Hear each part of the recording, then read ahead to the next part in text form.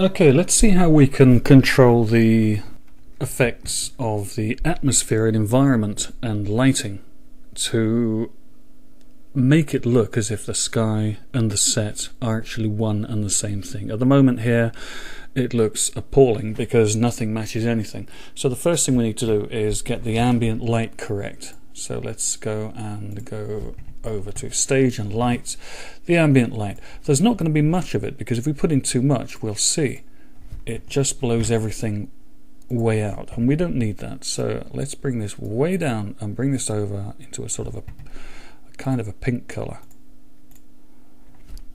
Okay, now we go to the actual lighting, and that's rather blue, so I'm going to make this pink as well.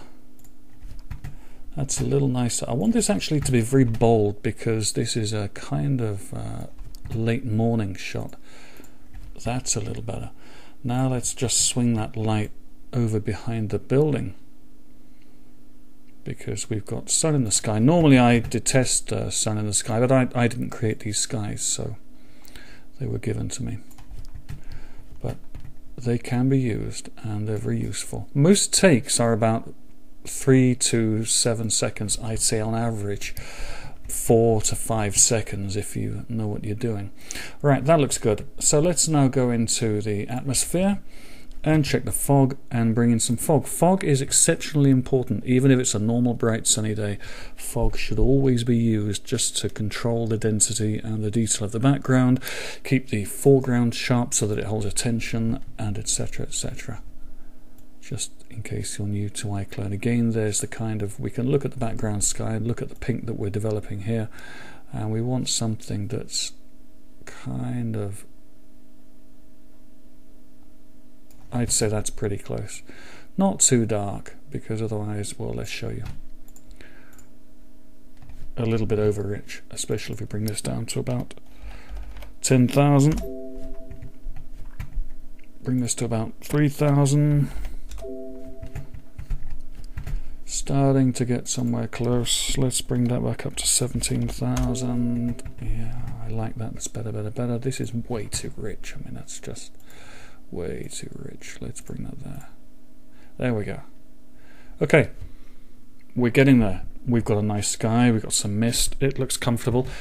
The other thing we can do is these, just to emphasize these broad skies, they are very, very high definition.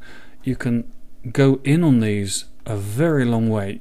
Stupidly, it'll look stupid, but you can go in a long way and control just exactly how your sky looks. They are very, very diverse, and don't be fooled into thinking that because it's a plane it's not going to be any good. This at the moment is very, very wide, and you could do, let's just push that down against the background. Normally I'd be shooting down close to that bridge building there. I'm just winding this backwards and forwards so that you can see the degree of mood and the degree of distance we can play with a plane behind there. Now normally I would be shooting down somewhere in front of this building in the bridge. So this, we wouldn't see all this sky, and we wouldn't see the sea to horizon here, but we would see that sky as is. Let's just bring in the mist a little more. Let's bring that down to about 12,000. Okay, and let's bring this maybe to about 1,008. 1,800, there we go. That's nice, that's good, that's beautiful, I like that. Okay, now we can bring the sky forwards to keep that detail that we put in there. Little, not too far into the trees. We can bring it down in size a little because we don't want to lose all those beautiful little fluffy clouds in the background. Let's go down to the building again. Go down into the market. Okay, now I'm talking with the vendors and the salespeople, and quite frankly, that's a nice looking sky. It's sort of morningy. The lighting still isn't orange enough. Let's go into the light. Let's go here. It still isn't quite as rich as I'd like it. Not really. Let's bring it round. That's a little better. It's still really not what I'm looking for. Got some nice backlights around the tree there. It's still not right. Let's just refine this bit. That's better. That's better. Right. Go here. Shoot this up into the reds again. Bring this down and out of sight. Yeah, that's more like it. And now I like that. Now that I'm shooting down here, and I'm going to take this take. If I move the sky in the background, I can ignore the sun by bringing the sun down below the tower. Okay, I've got a 10-second take, and so I just move the clouds from there to there. That's it. So that as the take progresses, the clouds literally just move like that. It probably won't be noticed, but subconsciously the viewer actually looking on will notice that.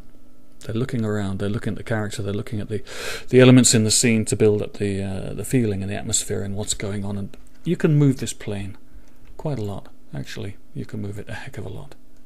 It doesn't need to be a sphere. For me personally, I've really kind of gone off the spheres. I'm not happy with what they do overhead. It's not really what I'm after. Realism has never really been what I've chased, but I do like the feel of being completely in control.